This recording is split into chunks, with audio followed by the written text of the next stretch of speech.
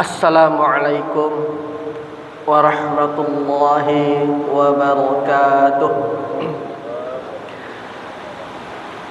Innal hamdalillah nahmaduhu wa nasta'inuhu wa nastaghfiruh wa na'udzu billahi min shururi anfusina wa min sayyiati a'malina. May yahdihillahu fala mudilla wa may yudlil fala hadiyalah. Asyhadu an la ilaha illallah wahdahu la syarika lah wa asyhadu anna Muhammadan abduhu wa rasuluh. Allahumma salli wa sallim wa barik ala nabiyyina Muhammad wa ala alihi wa sahbihi ajma'in. Amma ba'd.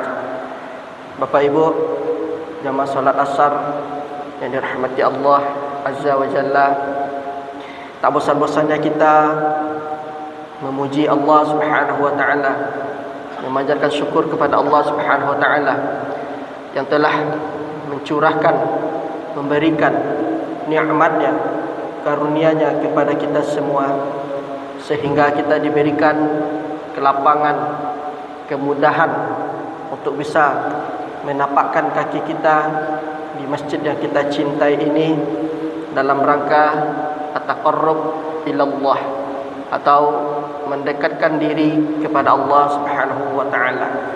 Salawat dan salam tidak lupa pula kita panjatkan, kita berikan buat junjungan Nabi kita Muhammad sallallahu alaihi wasallam. Semoga salawat yang kita ucapkan setiap harinya bisa menjadikan syafaat pada hari kiamat nanti. Amin, amin ya rabbal alamin. Bapak Ibu yang dirahmati Allah, pada sore yang berbahagia ini kajian kita atau tema kajian kita terkait tentang hadis dari Nabi sallallahu alaihi wasallam, atau sebagian para ulama mengatakan hadis ini disebut dengan jawami'ul kalim, yaitu kumpulan-kumpulan ucapan. Maksudnya adalah yang mana lafaznya sedikit tapi maknanya luas dan banyak. Jawami'ul kalim ini tidaklah diberikan kecuali kepada Rasul sallallahu alaihi wasallam, dan bunyi hadisnya adalah hadis dari As-Sufyan bin Abdillah As-Saqafi radhiyallahu anhu. Beliau mengatakan, ya Rasulullah, wahai Rasulullah, qul li fil islami qaulan la as'alu anhu ahadan ghairak, atau di riwayat lain disebutkan la as'aluhu anhu ahadan ba'dak. Kata Sufyan bin Abdillah As-Saqafi, beliau bertanya kepada Nabi, wahai Rasulullah, katakanlah kepadaku satu ucapan yang ada pada Islam atau yang terdapat di dalam syariat Islam ini ya Rasulullah. Kemudian saya tidak akan bertanya kepada siapapun kecuali kepada engkau semata ya Rasulullah sallallahu alaihi wasallam. Kemudian Nabi mengatakan, qala qul, katakanlah, amantu billahi tsumma istaqim, katakanlah aku beriman kepada Allah, kemudian istiqomalah engkau. Jadi kita melihat dari redaksi hadis ini ya masyarul muslimin, hadisnya pendek, disuruh beriman kepada Allah, kemudian disuruh istiqomah. Makanya hadis ini disebut dengan jawami'ul kalim, kumpulan-kumpulan ucapan yang maknanya adalah lafaznya pendek tapi memiliki makna yang luas. Apa makna yang luas bisa kita lihat dari sini ya masyarul muslimin. Di sini pelajarannya adalah yaitu kegigihannya para sahabat itu bertanya kepada Rasul sallallahu alaihi wasallam tentang perkara-perkara agama mereka. Dari sini kita bisa mencontoh ya masyarul muslimin, kita harus gigih, semangat untuk menuntut ilmu, untuk mengetahui perkara-perkara agama kita ini ya masyarul muslimin, sebagaimana yang dikerjakan, yang dilakukan, diterapkan oleh para sahabat. Bertanya langsung kepada Rasul sallallahu alaihi wasallam. Kalau di zaman sekarang ini, mungkin kita bisa bertanya kepada para ulama, kepada ustadz, da'i, dan yang lainnya yang memang berkompeten, memiliki kapasitas di bidangnya. Maka kita diperintahkan untuk bertanya kepada mereka, sebagaimana para sahabat tersebut bertanya kepada Nabi sallallahu alaihi wasallam, karena mereka khawatir, karena bagaimana mereka akan beribadah kepada Allah Subhanahu wa taala tanpa didasari oleh ilmu.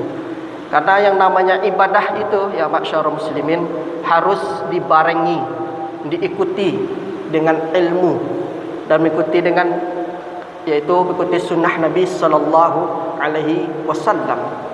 Lalu dari sini kita lihat fil Islam, yaitu dalam perkara-perkara syariat ditanyakan semuanya. Qaulan, yaitu sebuah ungkapan, tapi meliputi semuanya, ya masyaallah muslimin. Lalu Nabi cuma memberikan beriman engkau kepada Allah, kemudian istiqomahlah. Jadi hadis Nabi ini, ya masyaallah muslimin, selaras dengan ayat Al-Qur'an. Kata Allah Subhanahu wa taala, innal ladzina qalu rabbunallah tsumma istaqamu fala khaufun 'alaihim wala hum yahzanun. Sesungguhnya orang-orang yang mengatakan Rabb kami itu adalah Allah, setelah dia beriman mengatakan Allah itu Rabb kami, Allah itu sesembahan kami, Allah itu yang berhak diibadahi, kemudian yang istiqomah.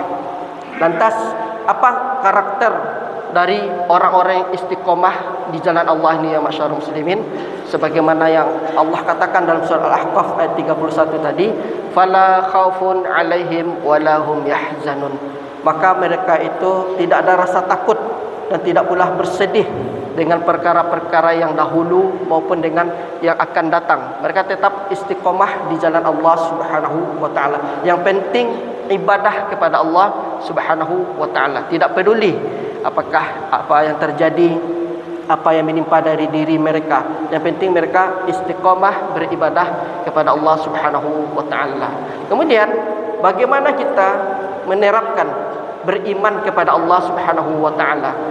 Yang namanya beriman itu beriman kepada Allah, kepada Rasul, kepada malaikat, kepada kitab-kitabnya, kepada qadar baik dan qadar buruk, dan beriman kepada hari kiamat, ya masyaallah muslimin. Bagaimana kita bentuk iman kita kepada Allah Subhanahu wa taala?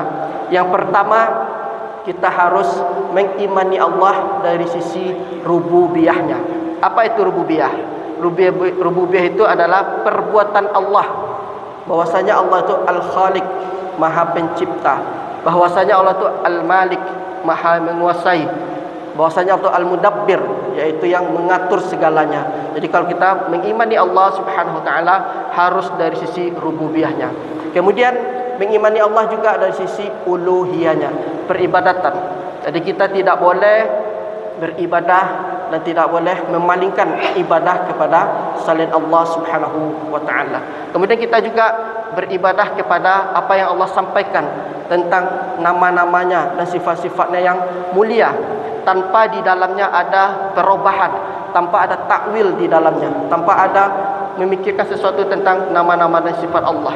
Cukup kita mengimani Allah Subhanahu wa taala sesuai dengan apa yang datang dalam Al-Qur'an dan hadis Nabi, bahwasanya Allah itu memiliki nama-nama dan sifat-sifat yang baik.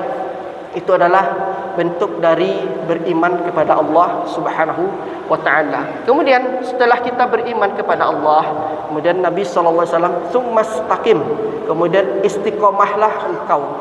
Jadi kita harus setelah beribadah, setelah beriman, maka laksanakanlah yang namanya istiqomah. Bagaimana seseorang itu, ya masyarul muslimin, disebut dengan istiqomah di dalam ibadah? Misalnya, seandainya ada seseorang masih lalai dalam solat, masih terlambat hadir dalam solat berjamaah, maka itu belum termasuk disebut dengan istiqomah. Yang namanya istiqomah itu adalah at-tamassuk, yaitu berpegang teguh, yaitu berjalan di atas yang lurus, ya masyaallah muslimin, sebagaimana yang datang dari Allah dan Rasulnya. Kemudian apakah istiqomah itu mempunyai syarat? Dia punya syarat, ya masyaallah muslimin. Syarat istiqomah itu yang pertama adalah yaitu bertauhid, yaitu mentauhidkan Allah Subhanahu wa taala. Sebagaimana yang Nabi katakan, amantu billah, aku beriman kepada Allah. Ini syarat yang pertama untuk menerapkan istiqomah di jalan Allah Subhanahu wa taala. Kemudian adalah al-ilmu, dengan berilmu kita ya masyarakat muslimin. Jadi bagaimana kita cara beribadah kepada Allah Subhanahu wa taala, dan kita harus tahu tata cara ibadah itu harus berdasarkan ilmu sebagaimana yang disampaikan oleh Al-Imam Al-Bukhari, al-ilmu qabla al-qawli wal amal. Berilmu terlebih dahulu sebelum berucap dan beramal ya masyarakat muslimin. Kemudian yang ketiga, untuk bisa menerapkan istiqomah itu dalam kehidupan sehari-hari itu adalah menjauhi yang namanya perkara-perkara baru di dalam agama ini, atau tidak menambah-nambah dan tidak mengurangi dalam ibadah kepada Allah Subhanahu wa taala. Ya masyarakat muslimin, jika tiga perkara ini kita terapkan di dalam kehidupan kita sehari-hari ini, berarti kita bisa merealisasikan, menerapkan sebagaimana yang Nabi katakan, amantu billah tsumastaqim. Aku beriman kepada Allah, kemudian istiqomahlah. Demikianlah yang bisa dapat disampaikan.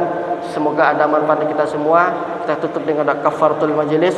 Subhanakallahumma bihamdika asyhadu la anta astaghfiruka wa atubu ilaik. Assalamualaikum warahmatullahi wabarakatuh.